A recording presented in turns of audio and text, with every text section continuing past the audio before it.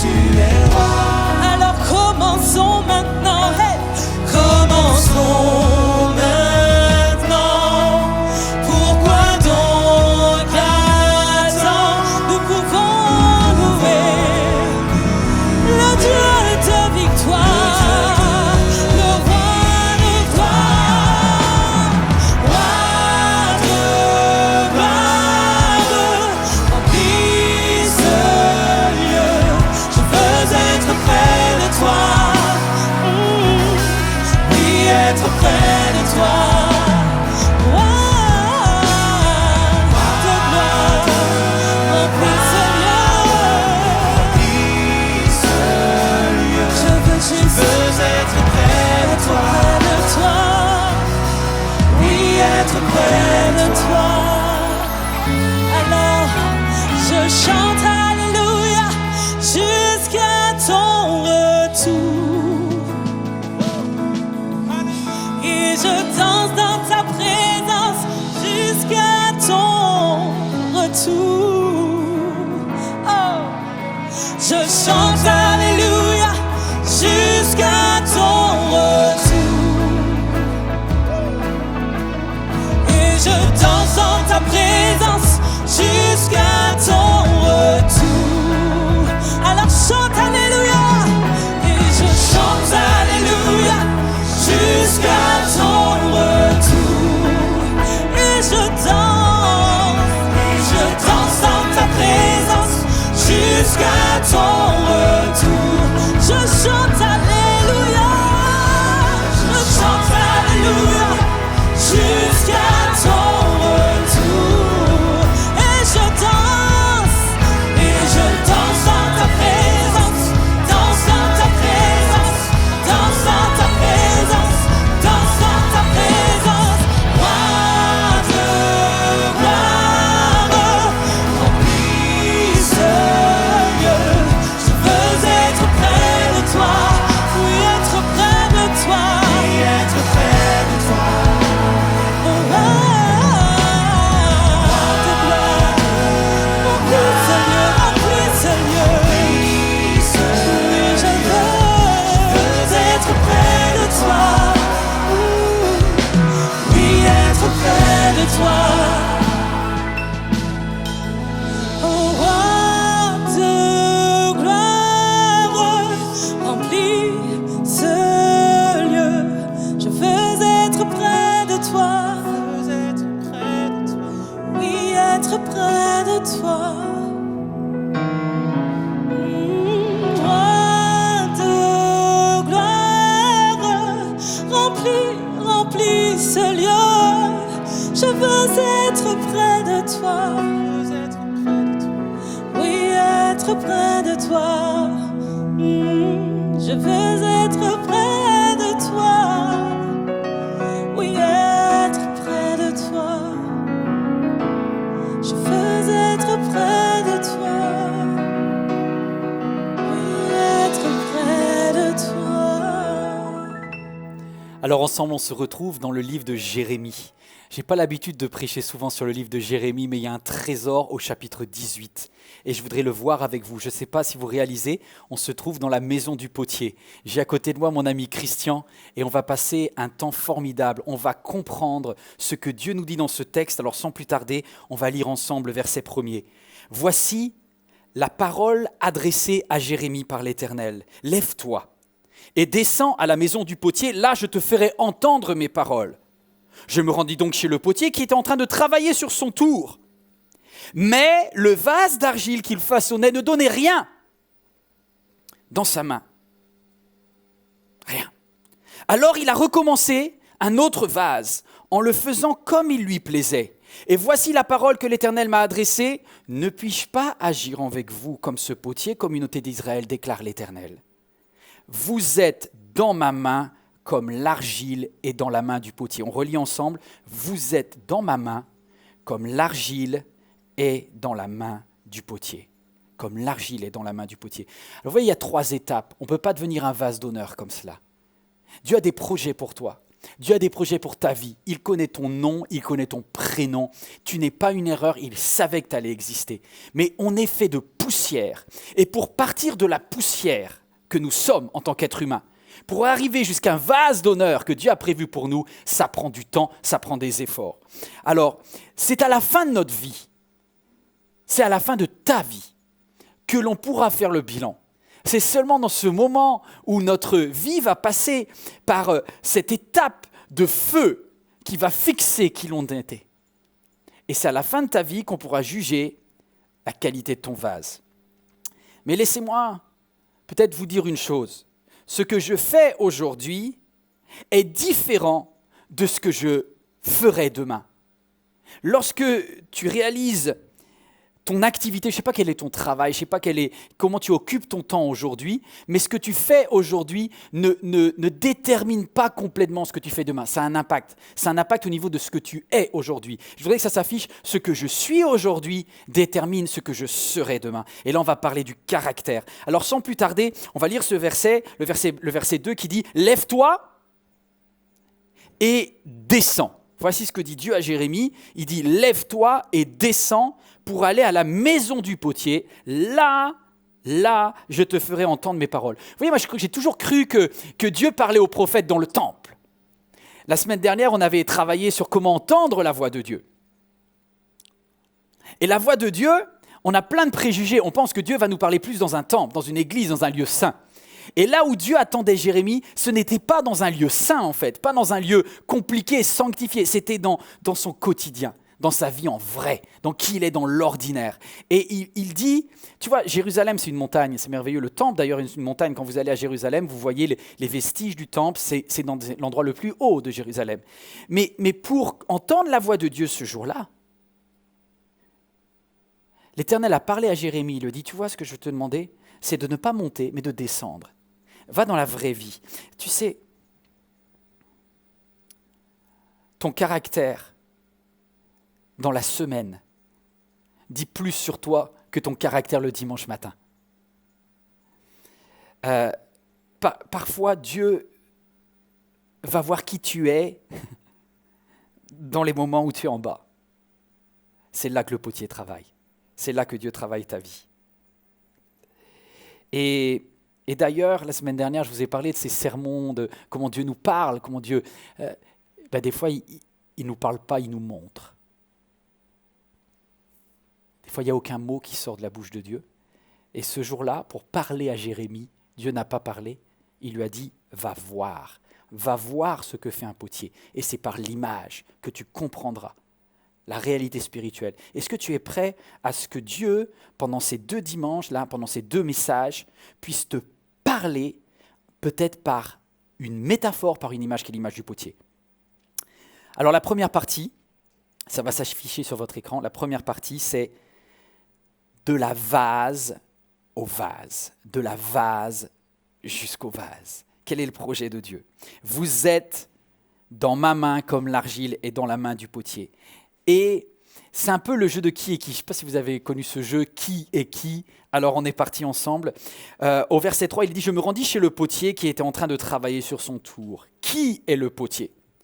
Le potier, c'est Dieu. C'est Dieu qui travaille sur son tour. Et lorsque Dieu travaille, c'est parce que le potier, il aime créer. Il aime faire naître une forme, un vase, un objet, je ne sais pas si ça va être une petite soucoupe, peut-être que Dieu va faire une amphore, peut-être que Dieu va faire une petite tasse de ta vie. Je ne sais pas ce que Dieu veut faire, mais en tout cas, Dieu a des projets. Il est hyper créatif. Dieu est un créatif. Au commencement, Dieu créa le ciel et la terre. Dieu aime créer. Vous savez, en hébreu, le texte nous dit que c'est le verbe bara. C'est-à-dire que Dieu va appeler à l'existence, il va créer. Ça, c'est la première étape, créer. Mais il ne va pas se limiter à créer. Quand il va créer les cieux et la terre, il nous est dit que bien qu'il ait créé le ciel et la terre, l'ensemble était informe et vide. C'est-à-dire que la création n'a pas encore de forme, n'a pas encore de sens et elle est vide. Toi, ça, lorsque tu as été créé, lorsque tu nais, tu as un corps, tu es créé, mais tu n'as pas encore de connexion avec Dieu. Tu n'es pas rempli par Dieu. Tu es encore informe et vide spirituellement. Et je suis en train de vous amener quelque part. Et du coup, il va falloir qu'on aille un petit peu plus loin au chapitre 2 de la Genèse pour voir que Dieu va façonner. Et le deuxième verbe que l'on voit dans la Genèse, après avoir créé, qui est le verbe bara, il y a le verbe façonner, qui est le verbe yatsar en hébreu. Il est écrit « L'Éternel façonna l'homme avec la poussière de la terre ». Il a d'abord créé et on n'est que poussière, et ensuite il va nous façonner pour nous faire prendre une forme spéciale. Dieu crée chaque être humain comme une œuvre d'art. Je ne sais pas si vous aimez qui vous êtes. Je ne sais pas si vous appréciez, si vous avez une bonne image de vous-même, si vous vous aimez physiquement, si vous aimez vos émotions, si vous aimez votre esprit. Et je voudrais te dire que peu importe ce que toi tu penses de toi-même, Dieu t'a écrit quelque chose. Il a inspiré un psalmiste, David, pour dire ces mots sur ta vie. C'est toi qui as formé mes reins, qui m'as tissé dans le ventre de ma mère. Je te loue de ce que je suis une créature si merveilleuse. Tes œuvres sont admirables et je les reconnais bien. Mon corps n'était pas caché devant toi lorsque j'étais fait dans le secret, tissé dans les profondeurs de la terre. J'aime bien cette phrase de mon ami Samuel Olivier qui dit ceci: quand Dieu veut réaliser son rêve à lui, vous savez ce qu'il fait? Il crée un être humain. Chaque être humain est un rêve de Dieu. Tu n'es pas une erreur. Je m'adresse à toi qui prends la peine de regarder ce message. Dieu prend la peine de te dire quelque chose. Dieu te dit, tu n'es pas une erreur, tu as été façonné par le Créateur. Et quand il t'a fabriqué, lorsqu'il t'a bara, lorsqu'il t'a fait naître à l'existence, il a fait de toi une créature merveilleuse. Il voit un potentiel incroyable. Il a des projets pour toi. Est-ce que tu as déjà reçu une lettre d'amour du Père? Alors je te propose de regarder cette vidéo. Une lettre d'amour du Père écrite pour toi, c'est Psaume 139.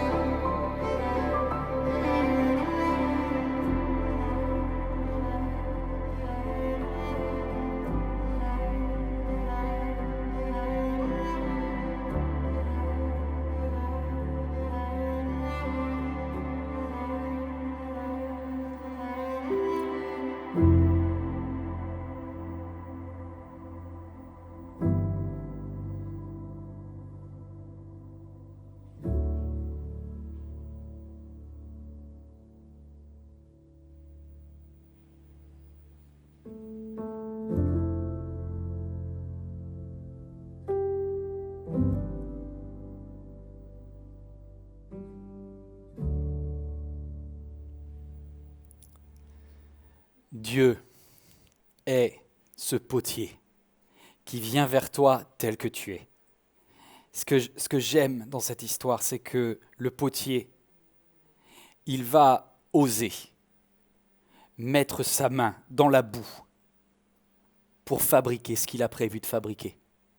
Alors qui tu es, deuxième point. Qui je suis, qui tu es. L'être humain, c'est l'argile. Nous sommes de l'argile. Toi, moi, nous sommes de l'argile. Et Dieu prit la poussière. Dieu va prendre de la poussière et il va se salir les mains.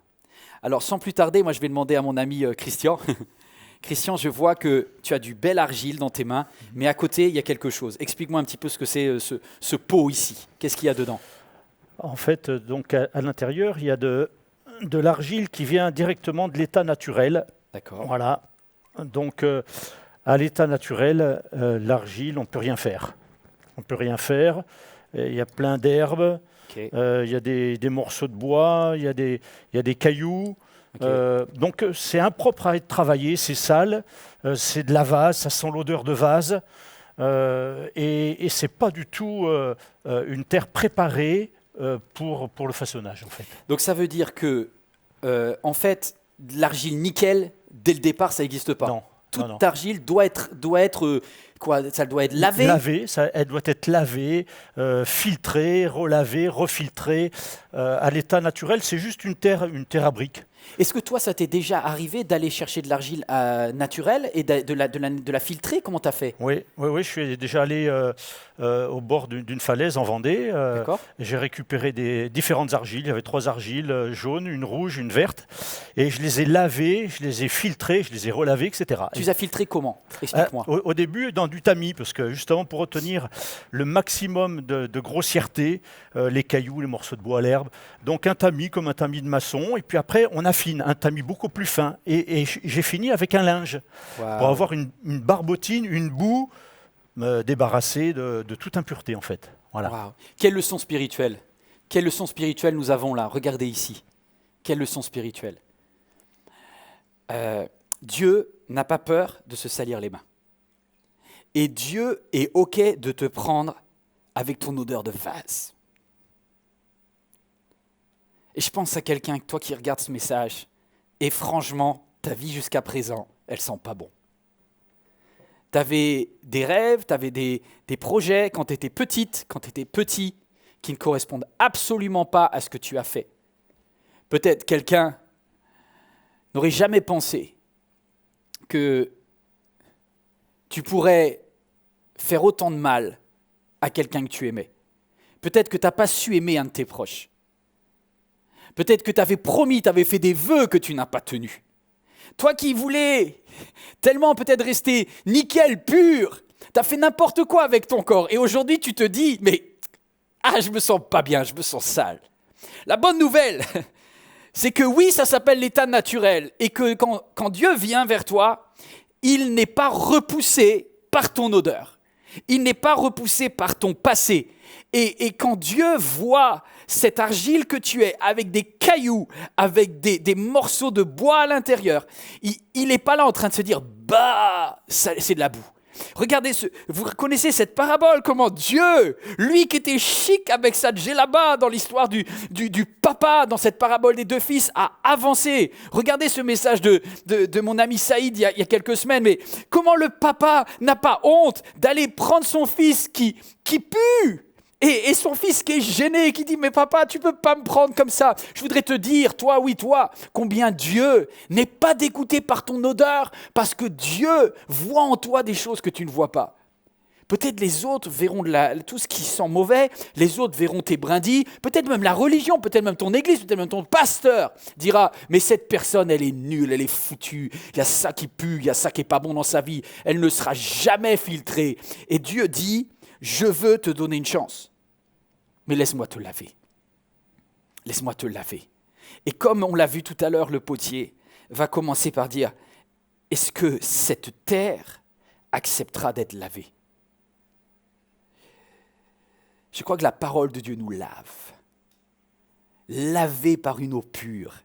Il Il y a quelque chose de bon. Aujourd'hui, tu es en train je voudrais te dire, on est en train d'assister à un début de lavage de Dieu. Dieu est en train de te laver par ce message. Tu entends ce que Dieu est en train de dire de toi. Il est en train de te dire, laisse-moi enlever ce qui ne va pas. Et il va te tamiser. Et tamiser, tu vois, ça veut dire que il va enlever des choses, mais tu vas devoir les laisser derrière. Tu vas pas pouvoir garder tout ton passé. Et c'est là où parfois l'argile se rebiffe et dit non. Le lavage déjà, j'ai trouvé ça pénible. Non, je vais te dire une chose. Dieu dit, il y a des choses que je voudrais enlever de toi. Il y a des cailloux. Parce qu'avec ces cailloux, tu te blesses et tu blesseras les autres. Avec ces cailloux, elles exploseront ton vase. Ces cailloux casseront ton vase lorsque viendra l'épreuve de la cuisson. Waouh! Alors, troisième point. Dieu cherche une nature d'argile qui lui plaît. Dieu cherche une nature d'argile qui lui plaît. Psaume 139, verset 16. Pour ça va prendre du temps. Est-ce que quelqu'un peut répéter après moi, ça prend du temps? Dieu ne fait pas un vase en 1 minute. Ça prend du temps pour passer de la vase jusqu'au vase. Et ça va prendre du temps. Et Dieu va façonner quoi?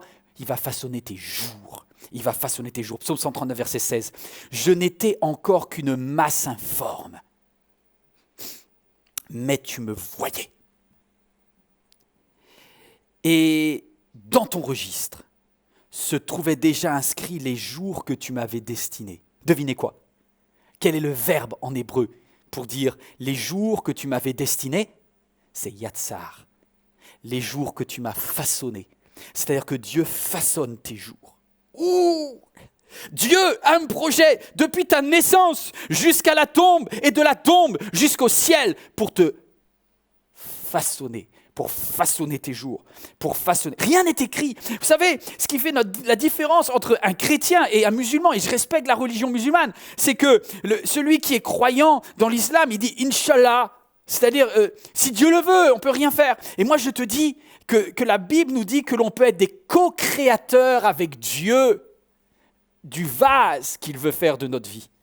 Non, ce n'est pas toujours écrit d'avance. Dieu, il façonne tes jours et il les façonne avec toi. Et chaque jour est une nouvelle chance. Regardez ce que dit un peu plus loin Jérémie. Il dit « Les bontés de l'Éternel ne sont pas épuisées. Ses compassions ne sont pas à leur fin, ne prennent pas de fin. Elles se renouvellent chaque matin. » Chaque matin est un nouveau jour où tu peux décider en tant qu'argile de dire « je ne resterai pas à un état de vase, mais je vais accepter de passer entre les mains du potier qui va me laver. » Je ne sais pas combien de fois il faudra te laver. Mais vous savez, les disciples à un moment ont dit à Jésus, lorsque Jésus est venu vers eux et il a dit « laissez-moi, Jésus est venu. » Et il a dit aux disciples « laissez-moi vous laver les pieds. » Et la plupart, ils ont dit « Non !» C'est Simon-Pierre, il dit « Non, tu ne me laveras pas. » Et Jésus a dit « Si je ne te lave pas, tu n'as pas de part avec moi. Parce que je te respecte énormément en tant que bout, mais moi j'ai besoin, si tu veux qu'on aille un petit peu plus loin, d'une sanctification. Et ce n'est pas toi qui vas l'opérer, la sanctification, c'est Dieu qui le fait. Toi, tu dois juste accepter, mais le process, c'est Dieu qui l'a en main. Il dit, laisse-moi te laver. Et vous savez, après, il y a Pierre qui est... Je me sens tellement proche de Pierre, tellement excessif, tellement impatient. Il dit, si c'est comme ça, alors lave-moi entièrement. Et Jésus lui dit, non, pas non plus, juste les pieds, parce que tu es déjà pur. En fait, laissez-moi vous dire une chose. Il y a différentes étapes dans le lavage. Il y a le premier lavage, j'ai envie de dire c'est le Karcher, le coup de Karcher, où vraiment tu es nettoyé, c'est la conversion, c'est génial. Mais après, tous les jours de ta vie, tu vas te salir un peu et régulièrement, tu auras besoin d'une finition, d'un lavage de finition. Et c'est ce que dit Jésus. Chaque jour de notre vie, à marcher dans les rues de Jérusalem, on se salit les pieds. On dit Saint-Esprit, fais ton travail, tu convaincs de péché, de justice et de jugement, tu me nettoies encore. Et il y a le nettoyage initial qui est le plus important, c'est celui qui fait de toi un enfant de Dieu qui était accepté. Et puis il y a un nettoyage journalier, chaque jour avec Dieu. Waouh. On continue. Tu façonnes. Et Et pourquoi il nous lave, pourquoi il nous façonne, pourquoi il nous travaille, pourquoi il rajoute de l'eau. Et j'aimerais bien voir, Christian, des fois, est-ce que ça t'arrive de rajouter de l'eau à de l'argile alors que tu es en cours de création? Ah oui. Qu'est-ce que ça permet, l'eau? Tout le temps, en fait, parce que s'il n'y a pas d'eau, la terre accroche et colle aux mains. Et il faut que ça glisse, il faut que ça aille tout seul, il faut que l'argile, pour être bien travaillée, il faut qu'elle glisse entre mes mains. Sinon, ça s'accroche. D'accord. Et l'eau, il faut en rajouter de façon permanente, de façon à ce que ça glisse bien et que j'arrive à en faire ce que je veux. Alors là, parlons-en. Là, aujourd'hui, je vois qu'une masse informe. Ouais. C'est une boule. Est-ce que toi, tu as une idée déjà de ce que tu vas faire? Ouais. Oui. Et c'est marrant parce que moi, tu vois, là, je regarde et puis je pense à tous nos amis. On peut zoomer là. Ils ne voient pas, là, on voit rien. Mais toi, en tant que potier, je sais ce que je vais faire. qu'est-ce que tu vas faire? Là, je vais faire une sorte de pichet à eau. Et ça aura quelle taille? Ça peut avoir une taille comme ça à peu près. Avec cette terre-là, tu es capable de monter jusqu'ici. Ouais. Alléluia. Je peux faire une carafe. En fait, je décide à l'avance de ce que je vais faire. En fonction, si je veux faire une bouteille pour mettre de l'huile d'olive ou si je veux un pichet pour mettre de l'eau ou du vin. Voilà. Est-ce que tu sais, et c'est beau ça, est-ce que tu sais que Dieu, regarde-moi ici, est-ce que tu sais que Dieu a déjà un projet avant que tes jours existent? Il dit, avant même que mes jours aient existé, tu avais déjà prévu ce que le façonnage allait donner. Ce que le façonnage... Oh, j'aime la parole de Dieu. Et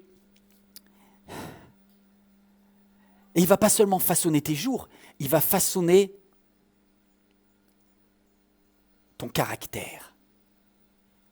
Est-ce que tu vas le laisser toucher ton caractère? Alors, on va lire le verset 4 et 5. Si vous n'aimez pas, c'est pas grave. Mais le vase d'argile qu'il façonnait ne donnait rien dans sa main. Alors il a recommencé un autre vase en le faisant comme il lui plaisait, comme il lui semblait bon. Et voici la parole de l'Éternel qui m'a été adressée. Ne puis-je pas agir envers vous comme ce potier, communauté d'Israël, déclare l'Éternel. Vous êtes dans ma main, comme l'argile est dans la main du potier. Dieu te regarde. Il a préparé des choses pour ta vie, il a des projets, mais il regarde comment ton caractère évolue. Et ton caractère est scruté par Dieu. Regardez ensemble, on lit le psaume 139. Il est dit, Éternel, tu me sondes, tu m'examines et tu me connais. Tu sais quand je m'assieds, tu sais quand je me lève. Tu discernes de loin ma pensée. Tu sais quand je marche, tu sais quand je couche. Et toutes mes voies te sont familières. La parole n'est même pas encore sur ma langue que déjà, Éternel, tu la connais entièrement. Tu m'entoures par derrière, tu m'entoures par devant et tu mets ta main sur moi.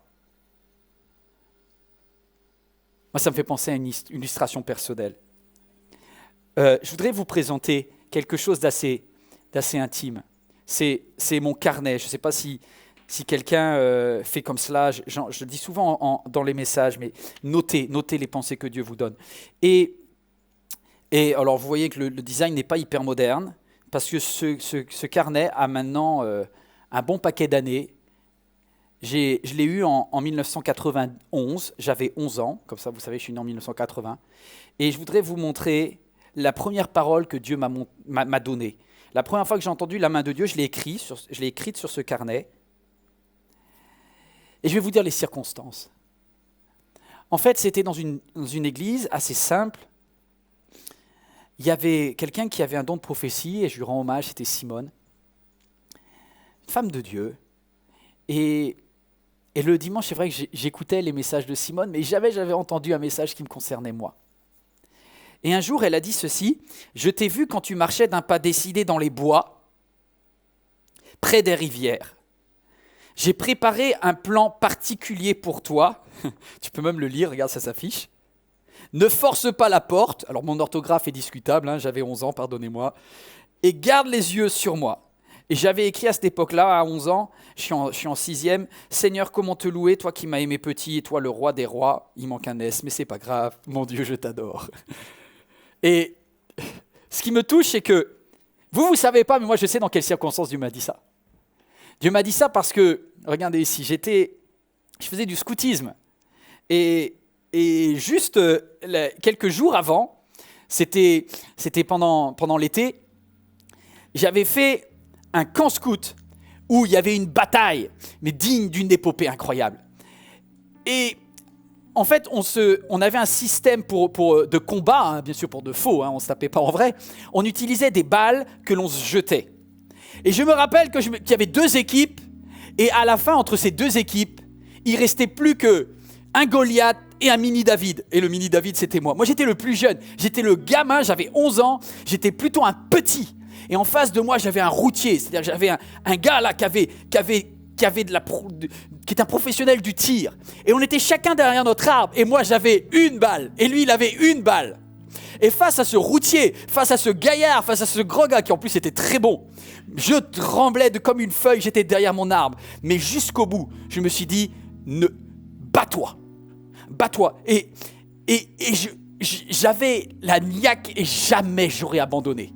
Et vous savez ce caractère-là de dire, même s'il faut mourir, mais il faudra mourir en héros. Et je me suis battu. S'il y a une chance de gagner le trésor, j'y reste jusqu'au bout. Et avec ce routier, on se regardait. Et il me regardait. Et je me disais, c'est pas fini.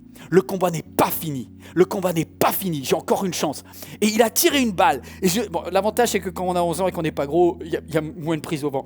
Et il a raté la balle. Et moi, j'ai pas dit comme David, mais là, au nom de le Seigneur des armées et de l'Éternel. Et boum, coup de chance, miracle de Dieu, je sais pas, ou juste c'est la vie. Je l'ai touché. Un instant de gloire. J'avais tous mes copains qui disaient « Oh, il l'a eu, incroyable !» C'était un miracle, vraiment. Et donc, du coup, j'ai embarqué le trésor et il fallait descendre avec un petit canoë. Et j'étais seul sur mon canoë à 11 ans et j'étais en train de descendre cette rivière et je pagayais et j'étais en train de chanter Dieu. Moi, ça me touche encore, c'est des choses que j'ai vécues. Et je disais, Seigneur, c'est trop beau la vie avec toi, c'est génial, je me battrai jusqu'au bout dans toutes les épreuves que je devrais vaincre, je tiendrai avec toi. Et je pense que quelques jours après, quand je reçois ce message et qui dit, je t'ai vu dans les bois, je t'ai vu dans la rivière, tac, tac, tac, c'était Dieu qui m'avait localisé, le GPS divin m'avait localisé. Mais vous voyez, c'était pas le bois et la rivière qui l'intéressaient, c'était le caractère qu'il voyait. Et à ce moment-là, mes amis, je pense que il y a quelque chose que j'ai marqué pour Dieu et que Dieu a remarqué. C'est que j'avais un tempérament accrocheur. Et Dieu en avait besoin parce que quelques années plus tard, lorsque j'ai eu la grâce, la chance d'implanter l'église ici, en région parisienne, et je suis allé voir un maire, le maire m'avait dit oui, et puis il m'a trompé. Le maire de la ville à côté m'avait dit oui, et puisqu'il y a eu une manifestation du Front National contre l'église ici, qui était l'embryon de l'église MLK, on était une centaine de personnes, j'ai eu le journal Le Monde qui est venu, qui a parlé, mais avec des sous-entendus sur moi. Ça m'a blessé. Et puis le maire nous a trahis, les voisins nous ont mis la misère. Mais on s'est battu. Parce que franchement, je me suis dit, il me reste une balle. Et si c'est pour Dieu, je me battrai. Et Dieu est intéressé par ce genre de caractère. Alors tu vois, je ne sais pas qu'est-ce que tu as envie de faire pour Dieu. Mais c'est dans ton ordinaire que Dieu te regarde. C'est quand tu vas au boulot, comment tu réagis avec ta collègue. Toi, ça ne sert à rien que tu dises, oui, je veux être un chantre de l'Éternel, je veux faire de la louange pour Dieu. Dieu regarde comment tu parles à ta femme. Tu veux faire des choses pour Dieu, tu veux servir Dieu, tu veux avoir un impact dans ta génération, et bien commence à bien faire les choses que tu fais. Et dans les choses simples de la vie, Dieu regarde ton caractère. Dieu regarde le potier lorsque le potier est en train de faire le vase. Dieu regarde celui qui est l'artiste lorsqu'il est en train de peindre le tableau. Dieu regarde la secrétaire lorsqu'elle est en train de taper sur son ordinateur. Dieu te regarde lorsque tu es en train de parler à tes équipiers si tu es un chef d'équipe. Dieu te regarde la façon dont tu traites tes parents. Dieu te regarde la façon dont tu parles des autres. Dieu te regarde et il dit, ouf, est-ce que c'est un caractère que je pourrais utiliser plus tard? Parce que c'est cela qui détermine. Je vous ai dit, ce que tu fais aujourd'hui n'est pas forcément ce que tu feras demain, mais ce que tu es aujourd'hui. Détermine ce que tu seras demain. Dieu façonne. Je voudrais que ça s'affiche sur votre écran dans les moments d'argile où tu es le plus ordinaire. Dieu regarde si tu donnes le meilleur de toi-même. Waouh! Laissez-moi terminer par cette idée. Dieu façonne ta vie. Dieu façonne ta vie. Et je vais poser une question à Christian. Christian. Waouh! J'avais pas vu. Dis donc, t'as bossé là? C'est magnifique. Comment on peut rendre une argile malléable comme ça? Qu'est-ce qu'il faut faire pour que l'argile puisse monter et être malléable? Une fois qu'elle a été lavée, filtrée, bon, souvent maintenant on ajoute des produits pour la rendre plus plastique, mais avant de travailler, avant de commencer, il faut toujours la battre. Attends, j'aime pas trop ce que tu dis. Ouais, je sais, ça fait mal. mais tu la tapes d'abord un peu. Je la tape comme ça. Je la tape. Ça va la ramollir, ça va la chauffer, ça va la rendre plus souple, ça va enlever l'air, les bulles d'air qu'il y a dedans. Voilà, il faut la taper comme ça. À un moment, des fois, hop, on la presse comme ça et on la tape. Et l'argile, il faut la préparer pour pouvoir la travailler. On ne la travaille pas comme on a vu à l'état naturel. S'il faut la laver, la filtrer, ensuite il faut la malaxer, il faut la pétrir, il faut la frapper, de façon à ce que enfin elle soit dire ok, qui c'est le patron, quoi. Ouais, c'est ça. Est-ce que des fois ça arrive d'avoir une argile? Est-ce que ça t'est déjà arrivé d'avoir une argile que tu n'as pas réussi à travailler? Oui, parce que surtout quand on les trouve à l'état naturel, celles que j'ai lavées, filtrées, etc. Par exemple, quelque chose que je ne voyais pas, qui était caché, c'était une argile qui avait des gaz. Est-ce que c'était le cas quand tu étais allé près de la falaise en Oui, Vendée? c'est ça. Et tu avais dit qu'il y en avait 3. Oui. Tu avais de la jaune. La jaune, de la verte et de la rouge. Et puis en fait, la verte et la rouge, j'ai jamais pu tourner avec. Ah bon, elles n'ont même pas démarré? Ah non, elles cassaient, elles manquaient de plasticité. Pourtant, elles avaient été lavées, filtrées, mais vraiment impropre au travail, ouais, trop rigide. Et la jaune était souple, mais quand je l'ai passée à la cuisson, le pot que j'avais fait était plein de boursouflures, de bulles. Parce qu'elle était pleine de gaz en fait, hein, des choses cachées qu'on ne voit pas. Il n'y avait plus de cailloux, il n'y avait plus d'herbe, mais il y avait quand même des gaz à l'intérieur de cette argile qui faisait que la cuisson, en fait, le feu a révélé que dans cette argile, il y avait plein de gaz en fait. Hein. Wow. 2 n'ont pas démarré. Ouais. Et une a explosé. Mais celle-ci, elle marche, elle fonctionne. Voilà, celle-là, elle est vraiment propre. Parce qu'elle est malléable, parce qu'elle se laisse... fine. Voilà. Ouais. Wow. Et en fait, il faut vraiment que, il faut que je puisse en faire ce que je veux, en fait. C'est ça, quoi. Et là, il faut bien la préparer, il faut la taper, il faut enlever l'air avant de la mettre sur le tour, quoi. Ouais. Est-ce que ça te parle? À quoi tu ressembles? Quel type d'argile tu es? Quel type d'argile tu es? Vous savez, pour conclure, je voudrais vous dire qu'on est tous créés. On est tous comme cette poussière qui a été créée. À la base, on est tous de la boue. Bara, on l'a vu. Au commencement, Dieu créa. Dieu créa Yvan, Dieu créa Christian et Dieu te créa. Et Dieu créa chacune des personnes. Mais seulement certaines personnes d'entre nous accepteront d'être façonnés, d'être pétris par Dieu, d'être malaxés par Dieu, et de dire, en fait, c'est pas moi le boss, c'est toi le boss, c'est toi le patron. Et il y a un jour où tu vas dire, tu es pas seulement mon sauveur, tu es mon Seigneur. Tu es pas seulement celui qui m'aime, la lettre d'amour du Père, je la reçois, mais je choisis à mon tour de plier le genou. Ah, ça va te demander d'être souple, ça. De plier le genou et de dire, Père, j'accepte ton leadership, j'accepte ton autorité dans ma vie, j'accepte de t'appeler aussi Seigneur et viens me transformer, viens me façonner. Alors, ma question, alors qu'on va se quitter, pour cette première partie, Dieu t'a d'abord créé, mais te laisseras-tu façonner? Sans lui, ma vie, ta vie, sera informe et vide. On a besoin d'un yatsar de Dieu, du fait que Dieu vienne nous bénir. Tu sais ce que Dieu voit dans ta vie? On regarde ensemble Éphésiens. Regardez ce que Dieu dit dans Éphésiens. Voilà ce qu'il dit de toi. Il dit, car ce que nous sommes son ouvrage. Nous sommes travaillés par Dieu. En Jésus-Christ, Dieu a préparé des bonnes œuvres qu'il a préparées d'avance afin que nous les accomplissions, afin que nous les pratiquions. Dieu a prévu quelque chose. Si seulement si seulement tu laissais Dieu te travailler, alors les projets qu'il a formés sur ta vie se réaliseront. Et le vase d'honneur, on verra ça la semaine prochaine, et le vase d'honneur va apparaître. Mais laisse Dieu, si seulement tu savais, c'est ma dernière chose que je te dis, si seulement tu savais, bien avant que tu aies poussé ton premier cri, l'Éternel savait ce qu'il voulait faire de ta vie. Bien avant, il t'aime, il t'aime, il t'aime. Alléluia.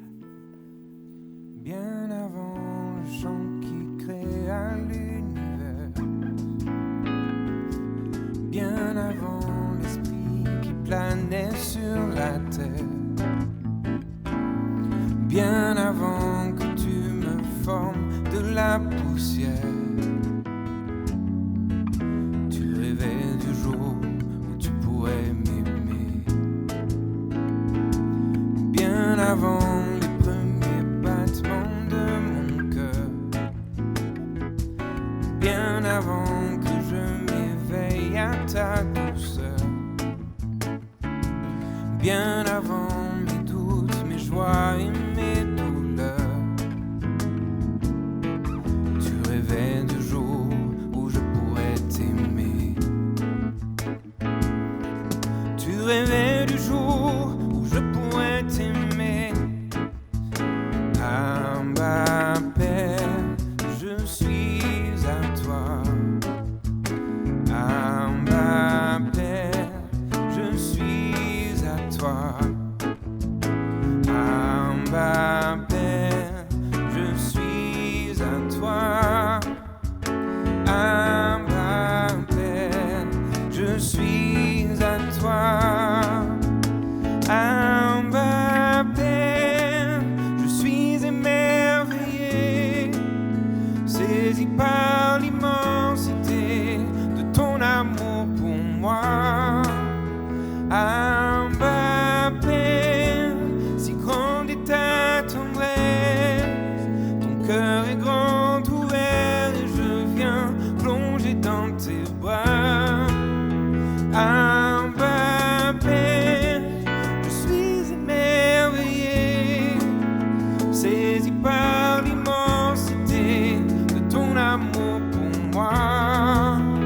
Abba Père, si grande est ta tendresse, ton cœur est grand ouvert et je viens plonger dans tes bras. Abba Père, je suis à toi. Abba Père, je suis à toi. Abba Père, je suis à toi. Abba Père, je suis à toi. Alors merci d'être resté fidèle et c'est une joie pour moi de vous accueillir pour le MLK+. On va pouvoir approfondir ce qu'on vient de voir précédemment. Et pour ça, j'ai deux invités. Je remercie Christian, merci d'être là. Avec plaisir. Et Samuel, merci d'être là.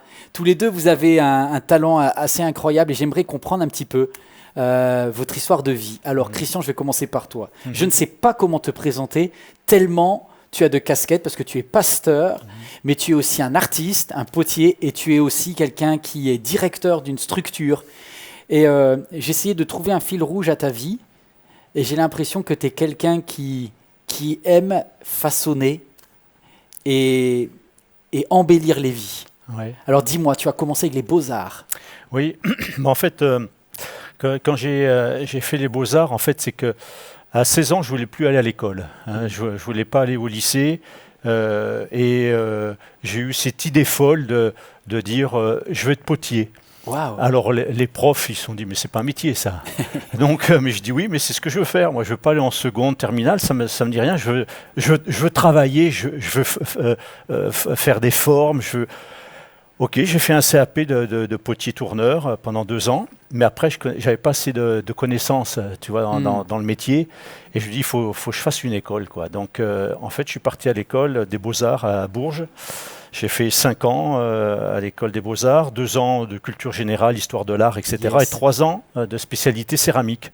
Voilà. Super. Et quelques temps après, j'ai eu un emploi de prof de céramique pour adultes dans une école d'art. Et c'était où? C'était dans le Berry, c'est un petit village, une petite ville, Saint-Amand-Montrond. Super. Voilà. Et puis en même temps, j'ai fait une formation d'éducateur parce qu'en fait, les circonstances ont fait que dans un institut médico-éducatif, et on cherchait un éducateur. Mais on voulait un éducateur vraiment formé en poterie parce qu'ils avaient déjà investi dans du matériel, le tour, le four, etc. Donc tu es passé de la technique progressivement à mi-technique, mi-humain.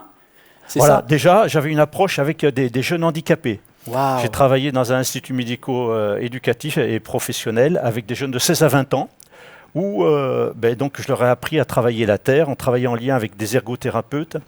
Et puis j'ai fait une formation d'éducateur spécialisé dans cette IME, avant de faire une formation pastorale, etc. Mais en fait, le rêve que j'avais lorsque j'étais enfant d'être potier, ça ne s'est jamais fait. Mais l'argile, c'est le fil rouge de toute ma vie. En fait, parce que j'ai fait cette formation de potier, aux Beaux-Arts j'étais prof de céramique. Comme éducateur, j'ai travaillé avec le fil rouge toujours de l'argile, comme support auprès des jeunes. Après, j'étais pasteur, j'étais aumônier et j'ai créé un atelier poterie dans une maison d'arrêt. J'étais dans le Jura, à Lons-le-Saunier. J'avais un directeur de la maison d'arrêt qui était vraiment Là, tu as commencé très ouvert. Tu as commencé à t'occuper de vie qui était vraiment cabossée là. Parce que voilà, on a commencé à faire de l'accueil aussi, donc pour des repas et des jeunes que je suivais à la maison d'arrêt. Je les retrouvais parfois dans la rue. Et puis à l'église, on a commencé à faire des repas, à s'ouvrir et on a accueilli des gens de la rue. Donc j'ai fait partie du conseil d'administration de la maison d'arrêt au niveau culturel. Et ce qui permet d'avoir un suivi entre les gens de la rue qui vont en prison, qu'on suit après pour les repas, etc. Et on a fait une expo c'était les journées portes ouvertes à la maison d'arrêt, tu vois, entre guillemets, forcément. Et là, j'avais des détenus qui étaient des producteurs de poterie, mais à fond, quoi. Et on a pu faire une expo comme ça. Et est-ce que le fait de faire des objets, c'est un peu les guérissait, eux qui avaient raté leur vie, en fait? Ah oui, c'est quelque chose, en fait, comme on l'a vu, et tu l'as expliqué tout à l'heure, on part d'une masse informe, donc c'est une masse de terre. Et d'avoir la technique et de sortir une forme et de dire je voudrais faire ça. Alors il y a des fois, il y en a qui avaient des idées surprenantes. Faire une chaîne. Je dis oui, tu peux faire une chaîne. Parce qu'il voulait dire je suis libéré de mes chaînes. Je dis oui, alors on a fait une grosse chaîne comme ça, donc je lui ai montré la technique. Enfin bon, il y avait des choses comme ça. Et, c'est surprenant, mais bien sûr, moi je crois aussi à ce que l'art peut apporter en guérison. C'est aussi un exutoire. On libère des choses, on exprime. On sait que l'artiste, il exprime un tas de choses au travers de ce qu'il fait. Alors moi, c'est génial. Je découvre en direct, j'aime trop. Et première chose, le préjugé qu'un chrétien, l'art, c'est dangereux, va pas en école d'art, ça me fait plaisir parce que tu étais chrétien aux Beaux-Arts et tu as gardé ta foi. En fait, je me suis converti pendant mes études de Beaux-Arts. C'est génial. J'étais pas chrétien au départ. Et c'est pendant mes études aux Beaux-Arts que j'ai rencontré des chrétiens à la sortie du resto universitaire. Il y avait un gars qui mettait des bibles, etc. sur son capot de 403, juste à la sortie du resto U, là. Et puis je me suis intéressé. En fait, c'est comme ça que ça a commencé, quoi. Et après, dis-moi, est-ce que tes compétences techniques de potier, je bascule à aujourd'hui. Aujourd'hui, en 2021, tu t'occupes de terres qui ont été abîmées. Mais c'est des êtres humains. Ouais. Tu es directeur d'une structure qui s'appelle AC3. Ouais. Tu es dans les Alpes, c'est ça? On est dans le Var, on est dans le Var, dans Provence. Voilà, en Provence, d'accord, au sud. Et oui, donc c'est accueil, accompagnement, action, AC3. Et donc avant, ça s'appelait Teen Challenge. Et donc là, on accueille des hommes de 18 à 40 ans à peu près. On veut qu'ils soient dans une démarche volontaire. Ce sont des hommes qui ont eu des parcours difficiles et puis souvent liés avec une conduite addictive, aux substances ou alcool. Et puis ça a brisé leur vie en fait. Ça a arrêté leur carrière, ça a brisé les foyers. Donc, c'est des vases fissurés. Ouais. Ils sont cassés à l'intérieur, quoi. Donc il faut les aider à reprendre confiance en eux, à les reconstruire, et puis leur donner goût à la vie et voir qu'ils peuvent vivre sans substance et sans alcool. C'est possible. Et donc il faut un objectif. Voilà. Et là, on croit vraiment à l'action de Dieu qui restaure les vies brisées. Tu en as vu ça? Tu as vu des histoires comme ça? Tu as des témoignages en tête? Des conversions. Là, je pense à un qui avait de gros problèmes d'alcool et il était sous traitement et on a pas de motivation. Pas de motivation, pas d'objectif, assommé par les médicaments. Et puis, il venait au temps de partage. On a des temps de partage chaque matin, autant que faire se peut. Et puis il était intéressé. Puis, il mettait des musiques chrétiennes, etc. Et puis un jour, il y a eu un déclic. Un déclic où, mais alors, on a vu un changement, même physique. Wow. Sur son visage, une joie de vivre, quelque chose formidable. Et puis on a été dans son église, c'était en Savoie ou Haute-Savoie. On s'est tous déplacés pour son baptême. Wow. Et on a vu un homme changé, transformé. Voilà. On a vu des gens qui s'en sont sortis, d'autres non. Voilà. Il y a aussi il y a toujours le choix de l'individu. Ouais. Voilà, c'est ça, quoi. Hein. C'est soit on résiste à Dieu. Il y a un moment où on voit quand les jeunes doivent accepter le salut, la grâce, l'amour de Dieu, que s'ils ne le font pas, ils retardent à leur égard toute cette grâce de Dieu et cet amour de Dieu, parce qu'ils se ferment, ils s'endurcissent. Et on sait bien que là, c'est à l'endroit où on est aux collines, pour eux, moi je leur dis, vous êtes un carrefour. Voilà, c'est le moment pour rebondir. Amen. Et en fait, ceux qui acceptent Christ, on voit les changements. On a accueilli un garçon qui a 4 ou 5 ans de rue. Il est venu, il ne connaissait rien à l'évangile. Il est venu en visite avec un infirmier qui était du XAPA, du Centre de soins en addictologie. Et quand il est venu, il s'est assis. Et puis il a dit, c'est ici qu'il faut que je vienne. Wow. Et c'est ici qu'il a rencontré le Seigneur, en fait. Hein. Il ne connaissait pas l'Évangile. Voilà, il donne son cœur au Seigneur. Aujourd'hui, il est parti, ça fait 2 ans. Et aujourd'hui, il a un travail, il suit l'Église. Voilà, il doit se faire batiser. C'est possible. Ah oui, c'est possible de reconstruire les vies avec Dieu, ça, c'est Alors, clair. on va prendre grâce infinie avec Samuel, si tu peux juste, on va prendre la Sainte Seine. Mais c'est pour toi. Écoute. Écoute, c'est pas foutu. Voilà. Il y a des vies qui sont sauvées. Enfin, Christian, c'est quelqu'un d'incroyable parce que j'ai demandé à quelqu'un de te décrire, quelqu'un qui te connaît un petit peu, et j'ai dit parle-moi de Christian, et il m'a dit il est d'une patience incroyable. Il est d'une patience incroyable. Tu ressembles à Dieu quand tu fais ça. Ouais. Tu ressembles à Dieu. Et je pense que Dieu est d'une patience incroyable avec toi. Et si tu regardes ce message en ce moment, c'est parce que Dieu te donne une chance. Dieu te donne une nouvelle chance. Dieu vient et il dit ok. J'ai un projet. Ces gars-là, ils étaient cassés, plus personne pariait sur eux, ils sont arrivés dans tes collines là-bas, et tu les as aimés, à combien plus forte raison Dieu aujourd'hui vous donne une chance. Je pense que tu as parlé d'addiction, je pense que ça parle à quelqu'un, peut-être quelqu'un qui dit mais je m'en sors jamais.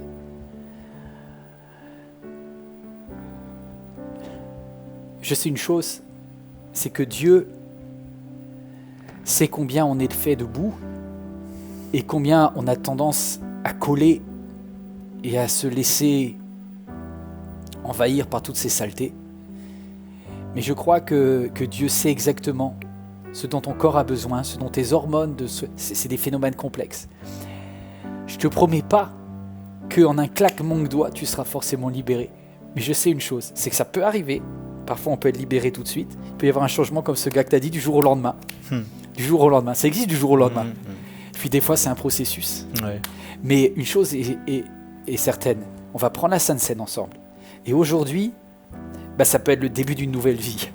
Pour certains, ça peut être une délivrance immédiate. Pour d'autres, ça peut être un changement progressif.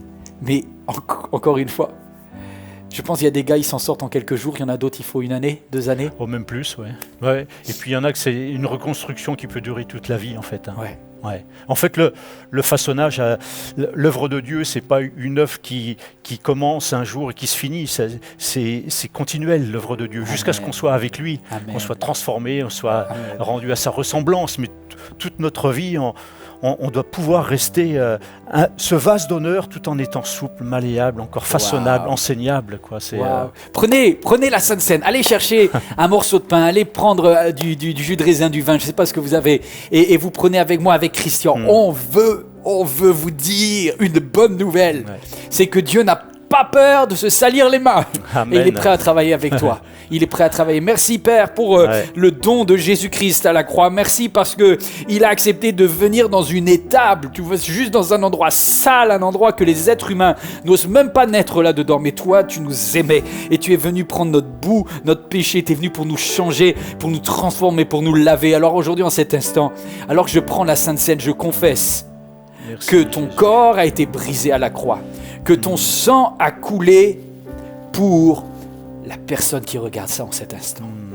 Viens la laver, alléluia, le nettoyer, le tamiser, me tamiser. Au nom de Jésus, amen. Amen, amen, ouais. Merci. J'ai été brisé, vide et sans espoir. Ta grâce m'a trouvé, m'a restauré. Je n'ai rien à moi, mais tel que je suis, tu me libères, tu me libères. Grâce infinie,